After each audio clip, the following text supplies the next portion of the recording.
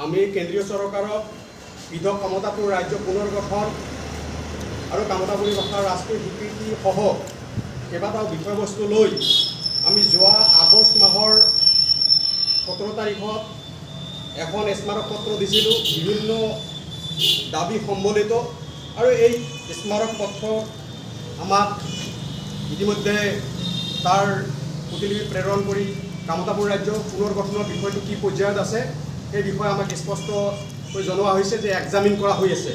কামতাপুৰ ৰাজ্য পুনৰ্গঠনৰ বিষয়টো এক্সামিন কৰা হৈ আছে। কামতাপুৰী ভাষা ৰাষ্ট্ৰীয় স্বীকৃতিৰ বিষয়টো এক্সামিন কৰা হৈ আছে। এই বিষয়টো আমাক কেন্দ্ৰীয় চৰকাৰৰ গৃহ দপ্তৰৰ ফালৰ পৰা জনোৱা হৈছে। ডেপুটি ছেক্ৰেটাৰী পি ভেনুকাট্টম নায়াৰ তেখেতে আমাক ইতিমধ্যে জানিবলৈ দিছে আৰু আমি আশাবাদী যে কেন্দ্ৰীয় চৰকাৰে অতি শীঘ্ৰেই পৃথক কামতাপুৰ ৰাজ্য পুনৰ্গঠন কৰিব লাগে আৰু কামতাপুৰীসকলৰ যি দীৰ্ঘদিনীয়া সমস্যা তেওঁলোকৰ এই দীৰ্ঘদিনীয়া সমস্যাৰ এক ৰাজনৈতিক সমাধান হ'ব লাগে।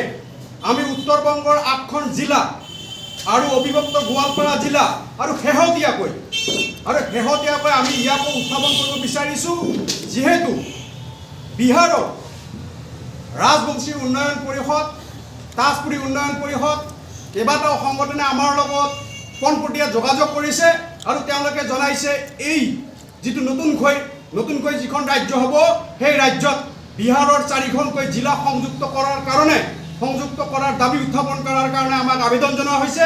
সেই জিলাকেইখন হ'ল বিহাৰৰ পূৰ্ণিয়া, কিষাণগঞ্জ আৰু কাটিহাৰ, আৰাৰিয়া। এই 4খন জিলাক তেওঁলোকে সংযুক্ত কৰাৰ কাৰণে আমাক আবেদন জনাইছে। গতিকে আমি আজিৰ তাৰিখত সৰ্বমুঠ ভাৰতবৰ্ষৰ 18খন জিলাক সংযুক্ত কৰি পৃথক কামতাপুৰ ৰাজ্য পুনৰ্গঠন কৰাৰ কাৰণে কেন্দ্ৰীয় চৰকাৰক বা ভাৰত চৰকাৰক আমি আবেদন জনাব বিচাৰিছোঁ। সেই জিলাসমূহ হ'ল নৰ্থ বেংগলৰ মালদা, উত্তৰ দিনাজপুৰ, দক্ষিণ দিনাজপুৰ, দাৰ্জিলিং, জলপাইগুৰি, আলিপুৰদুৱাৰ, কোচবিহাৰ আৰু কালিম্পং। নৰ্থ বেংগলৰ এই 8খন জিলা, অবিভক্ত গোৱালপাৰা জিলাৰ ধুবুৰী, চাউথ চালমাৰা, কোকৰাঝাৰ, চিৰাং, বঙাইগাঁও আৰু গোৱালপাৰা।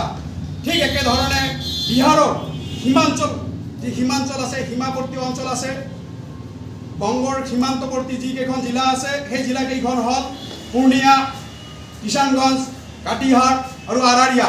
এই জিলাসমূহক আমাৰ প্ৰান্তীয় মুখ্য কাৰ্যালয় গৌৰীপুৰত এখন আজি সংবাদমেলৰ আয়োজন কৰিছোঁ আমি।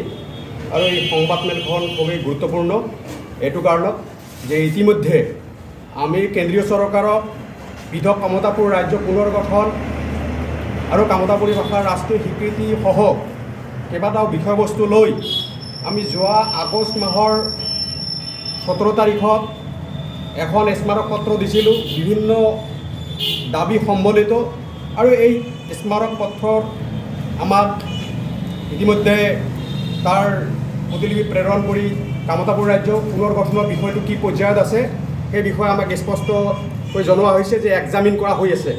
কামতাপুৰ ৰাজ্য পুনৰ্গঠনৰ বিষয়টো এক্সামিন কৰা হৈ আছে। কামতাপুৰী ভাষা ৰাষ্ট্ৰীয় স্বীকৃতিৰ বিষয়টো এক্সামিন কৰা হৈ আছে। এই বিষয়টো আমাক কেন্দ্ৰীয় চৰকাৰৰ গৃহ দপ্তৰৰ ফালৰ পৰা জনোৱা হৈছে। ডেপুটি ছেক্ৰেটাৰী পি ভেনুকাট্টম নায়াৰ তেখেতে আমাক ইতিমধ্যে জানিবলৈ দিছে আৰু আমি আশাবাদী যে কেন্দ্ৰীয় চৰকাৰে অতি শীঘ্ৰেই পৃথক কামতাপুৰ ৰাজ্য পুনৰ্গঠন কৰিব লাগে আৰু কামতাপুৰীসকলৰ যি দীৰ্ঘদিনীয়া সমস্যা তেওঁলোকৰ এই দীৰ্ঘদিনীয়া সমস্যাৰ এক ৰাজনৈতিক সমাধান হ'ব লাগে। আমি উত্তৰ-বংগৰ 8খন জিলা আৰু অবিভক্ত গোৱালপাৰা জিলা আৰু শেহতীয়াকৈ আমি ইয়াকো উত্থাপন কৰিব বিচাৰিছোঁ, যিহেতু বিহাৰৰ ৰাজবংশী উন্নয়ন পৰিষদ, তাজপুৰী উন্নয়ন পৰিষদ কেইবাটাও সংগঠনে আমাৰ লগত পোনপটীয়া যোগাযোগ কৰিছে আৰু তেওঁলোকে জনাইছে এই যিটো নতুনকৈ যিখন ৰাজ্য হ'ব সেই ৰাজ্যত বিহাৰৰ 4খনকৈ জিলা সংযুক্ত কৰাৰ দাবী উত্থাপন কৰাৰ কাৰণে আমাক আবেদন জনোৱা হৈছে। সেই জিলাকেইখন হ'ল বিহাৰৰ পূৰ্ণিয়া, কিষাণগঞ্জ আৰু কাটিহাৰ, আৰাৰিয়া। এই 4খন জিলাক তেওঁলোকে সংযুক্ত কৰাৰ কাৰণে আমাক আবেদন জনাইছে। গতিকে আমি আজিৰ তাৰিখত সৰ্বমুঠ ভাৰতবৰ্ষৰ 18খন জিলাক সংযুক্ত কৰি পৃথক কামতাপুৰ ৰাজ্য পুনৰ গঠন কৰাৰ কাৰণে কেন্দ্ৰীয় চৰকাৰক বা ভাৰত চৰকাৰক আমি আবেদন জনাব বিচাৰিছোঁ। সেই জিলাসমূহ হ'ল নৰ্থ বেংগলৰ মালদা, উত্তৰ দিনাজপুৰ, দক্ষিণ দিনাজপুৰ, দাৰ্জিলিং, জলপাইগুৰি, আলিপুৰদুৱাৰ, কোচবিহাৰ আৰু কালিম্পং।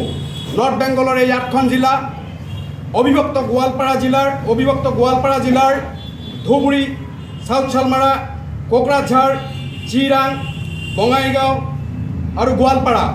ঠিক একেধৰণে বিহাৰৰ সীমাঞ্চল আছে, সীমাৱৰ্তী অঞ্চল আছে, বংগৰ সীমান্তৱৰ্তী যিকেইখন জিলা আছে সেই জিলাকেইখন হ'ল পূৰ্ণিয়া, কিষাণগঞ্জ, কাটিহাৰ আৰু আৰাৰিয়া।